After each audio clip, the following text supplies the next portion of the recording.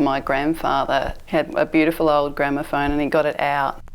It was like a summer afternoon. I just remember the light coming into the attic and it was all dusty and just delicious. It was wonderful. And he got out all the music reels and was just playing them, and it was, you know, like 1920s or whatever it was, all this kind of jazz and stuff, and it was just so magical.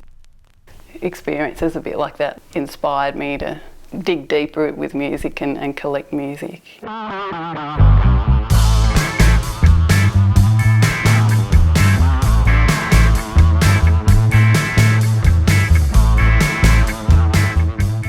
If I had to describe myself, I would say I'm a radio broadcaster, I'm a DJ, I'm a vintage fanatic, so I'm a vintage fashion collector and also a vinyl collector. I'd been DJing for a while around Melbourne and collecting records and was sort of known. I got invited to go on a show on Triple R, which is called New and Groovy. And so I sort of became a semi-regular guest on that program. A few years later, I got poached to PBS FM community station in Melbourne. That was nearly 8 years ago now. Jump online also to the Facebook page where I've put up some of the gorgeous album covers that I'm selecting tracks from today. Facebook.com/switchedonpbs. I think the thing I like about the radio show is that I get to DJ, but then I also get to inform people about the music or the history of a particular musical movement or something like that. I like the sort of education perspective, that sort of element of presenting radio. There's a lot of older people that listen to my show, but then there's also a lot of really young people as well. It's everyone really, and that's really exciting to me.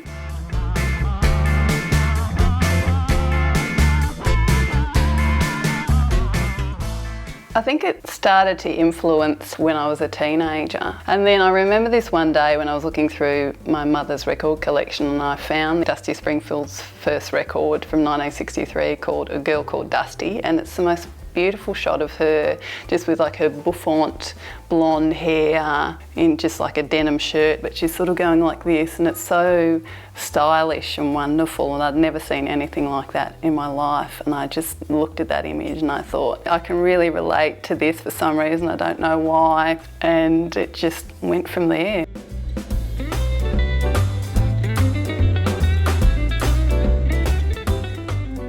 That's why I'm so attracted to 60s and 70s fashion, because it's so colourful and bright and happy.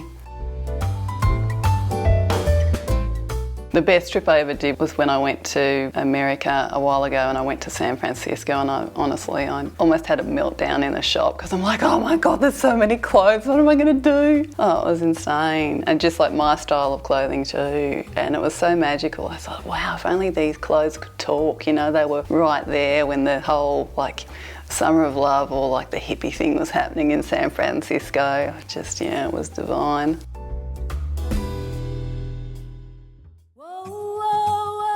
Well, my record collection is obviously one of my most precious things because there's some pretty valuable records in there that I've collected from across the world. I'm not one of those people that collects records just because they're valuable, because let's face it, I'm not going to sell them, so it doesn't matter what they're worth in dollar amounts. It's just that I love them. Catch it, put it in a jar to have and to hold. In my house are generally things that I've inherited from my grandparents. There's some really special items, including this beautiful, it's almost like a little bar thing and like a separate serving tray that my grandfather gave to my grandmother when they got engaged. It has written on the back and dated it 1949. And then when they got married, he gave her the other larger piece of furniture to match it. It's quite beautiful and it's very special. When I get up in the morning, I see myself as a blank canvas. It's not about commitment, it's who I am. And it's art, really. And I can do anything I want with it for the day. And that's really fun, I think.